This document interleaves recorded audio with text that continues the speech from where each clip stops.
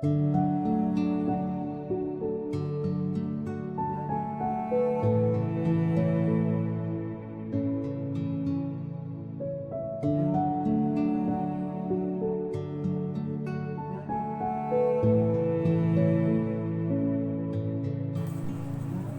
hadis ini ialah daripada Abu Ruqayyah Tamim ibnu Aus al-Dari radhiyallahu anhu bahawa Nabi SAW telah bersabda, agama itu adalah nasihat. Kami berkata, untuk siapa? Baginda bersabda, untuk Allah, untuk kitabnya, untuk rasulnya, untuk para imam, kaum muslimin dan untuk umat Islam keseluruhannya. Hadis riwayat Al-Imam Al-Muslim. Daripada hadis ini, ia menerangkan agama Islam adalah agama nasihat, iaitu agama yang berorientasikan nasihat sebagai teras pembinaan umat, menjaga perpaduan, mencipta kemajuan dan pembangunan, sama ada kemajuan duniawi ataupun pembangunan rohani. Membiarkan kerosakan terus berlaku atau perkara yang kurang baik dilaksanakan adalah bertentangan dengan konsep nasihat Islam. Islam memperuntukkan hak memberi nasihat kepada semua penganutnya tanpa mengira kedudukan dan status. Nasihat yang diberi meliputi golongan manusia, sama ada pemerintah atau rakyat. Nasihat untuk Allah, kitabnya dan rasulnya bererti beriman dengan semua perkara tertentu dan beramal berpandukan tuntutan yang sebenarnya.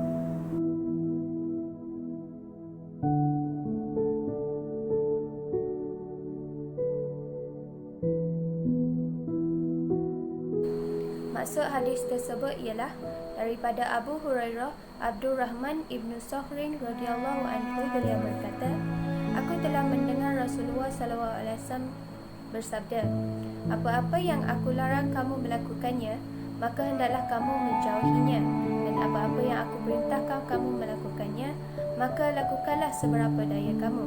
Sesungguhnya umat yang terdahulu daripada kamu telah binasa lantaran banyak persoalan dan banyak perselisihan mereka terhadap nabi-nabi mereka. Hadis riwayat Al-Imam Al-Bukhari dan Muslim. Apa yang dapat kita perolehi daripada hadis tersebut ialah dengan menjauhi larangan Allah Subhanahu Wa Taala, seseorang itu akan mendapat pahala. Namun jika seseorang itu melakukan perkara yang haram, maka dia akan berdosa besar. Dan sebaliknya, melakukan apa yang disuruh kerana ia mendatangkan kebaikan dan mendapat pahala. Pengajaran daripada hadis tersebut ialah seorang mukmin mestilah menjauhkan sama sekali semua larangan Rasulullah SAW, kerana apa yang dilarang oleh baginda pada hakikatnya adalah larangan Allah Subhanahu Wa Taala yang wajib dipatuhi. Seterusnya, dia mestilah melaksanakan segala suruhan baginda Rasulullah SAW sekadar yang termampu, tanpa memaksa diri dan keterlaluan di luar kemampuan.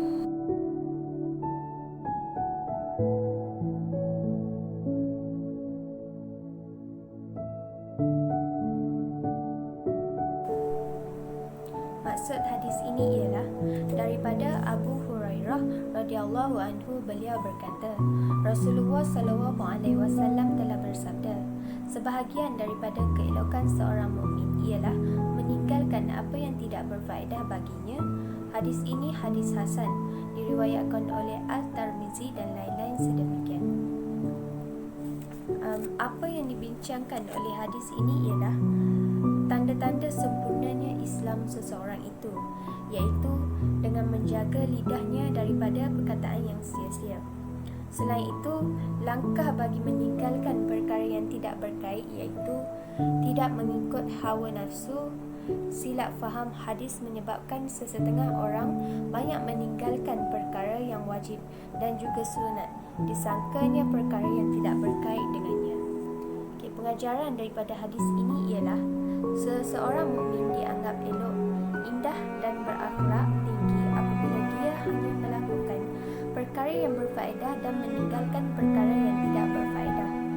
Antara perkara yang tidak berfaedah adalah bercakap kosong, berhiburan yang melalaikan, duduk-duduk di jalan, bertandang ke rumah orang tanpa niat ziarah, dan ataupun mengambil tahu perkara yang tiada kaitan dengan dirinya. Anjuran ini menyelahkan suatu ajaran Islam yang amat baik yang boleh menyumbangkan ke arah pembangunan umat. Sekiranya umat Islam meninggalkan perkara yang tidak berfaedah dan yang tidak ada kena-mengena dengan dirinya, nescaya mereka mampu mencipta kejayaan dan kemajuan serta menghasilkan produktiviti yang berkualiti.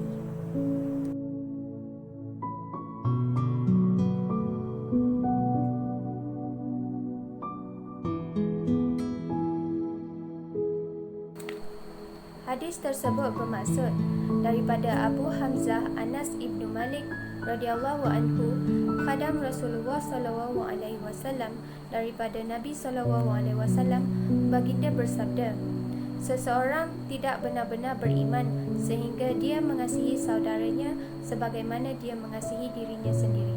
Hadis riwayat Al-Iman Al-Bukhari dan Muslim. Perbincangan hadis ini ialah nafi iman, iaitu tidak sempurna iman seseorang itu, dengan kata lain belum mencapai hakikat iman. Seterusnya, cintakan kebaikan kepada seseorang Muslim yang lain merupakan cabang iman yang wajib.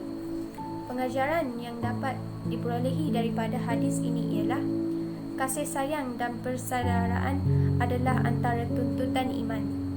Iman seseorang mukmin tidak akan sempurna sekiranya dia menyimpan perasaan benci terhadap mana-mana saudara seagamanya.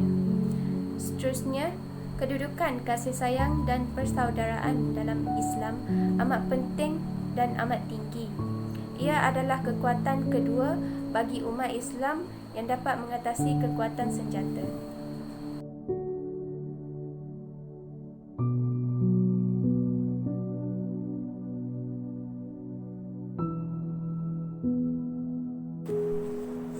Maksud hadis tersebut ialah daripada Abu Hurairah radhiyallahu anhu bahawa seorang lelaki berkata kepada Nabi sallallahu alaihi wasallam, "Berikan daku wasiat."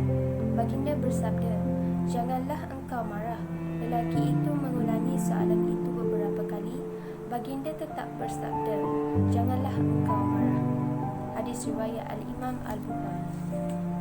Dari apa yang kita faham daripada hadis ini, pengajaran dia adalah hadis ini menerangkan betapa sifat marah itu perlu dihindari oleh setiap mukmin kerana marah membawa banyak keburukan terhadap diri sendiri juga terhadap orang lain.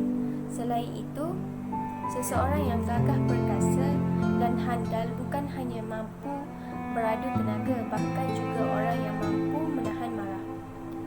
Jangan marah artinya mengelakkan sebarang sebab yang membawa kepada kemarahan.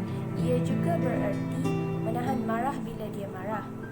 Erti menahan marah ialah menahan daripada melaksanakan tuntutan ledakan marah seperti memukul, memaki hamun ataupun mengamuk.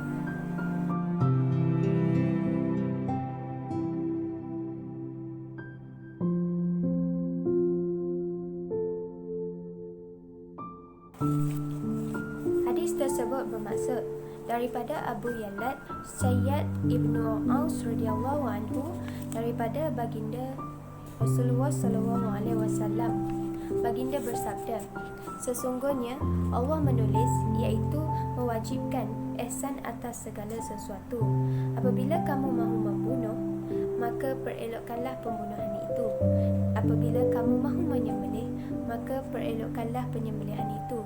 Dan hendaklah kamu menajamkan mata pisau, dan hendaklah kamu menyenangkan aiwan penyembelihan itu. Hadis riwayat Al-Imam Muslim. Apa yang dapat daripada hadis tersebut ialah Islam adalah agama ihsan. Ihsan bererti berbuat baik. Tuntutan ihsan bererti sesuatu kerja mesti dilakukan dengan benar-benar sempurna dan cemerlang, bukan sekadar melakukan kerja semata-mata. Ihsan yang dianjurkan oleh Islam adalah ihsan yang telah melahirkan suatu tamadun manusia yang gemilang dan cemerlang, kerana setiap umat Islam dituntut melakukan kerja dengan mutu kerja yang paling maksimum. Hadis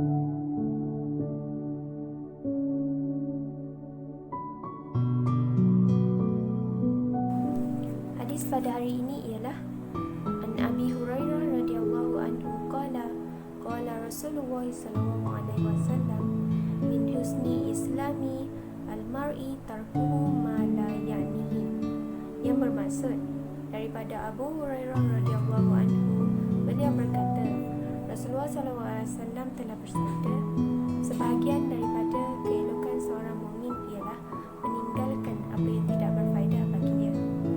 Perbincangan hadis ialah tanda Islam seseorang itu sempurna ialah beliau menjaga lidah daripada perkataan yang sia-sia. Pengajaran hadis yang boleh didapati daripada hadis ini ialah seseorang mukmin dianggap elok, indah dan berakhlak tinggi apabila dia hanya melakukan perkara yang berfaedah dan meninggalkan perkara yang tidak berfaedah, seperti bercakap kosong, berhiburan yang melalaikan, suka mengambil tahu perkara yang tidak berkaitan dengan dirinya, atau dengan kata lain, menjaga tepikai orang. Hadis ini menyerlahkan suatu ajaran Islam yang amat baik dan boleh menyumbangkan ke arah pembangunan umat. Sekiranya umat Islam meninggalkan perkara yang tidak berfaedah dan yang tidak ada kena-mengena dengan dirinya, nescaya mereka akan mencipta kejayaan dan kemajuan.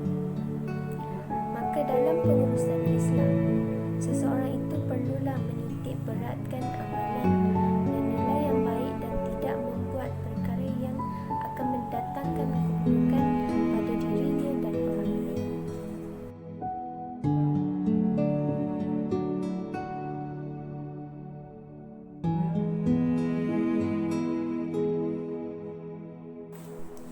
Maksud hadis ini ialah daripada Ibnu Abbas radhiyallahu anhu bahawa Rasulullah sallallahu alaihi wasallam telah bersabda, sekiranya manusia diberikan setiap tuntutan dan dakwaan mereka, nescaya ramai orang yang akan menuntut harta dan darah kaum lain, iaitu menuntut bunuh balas.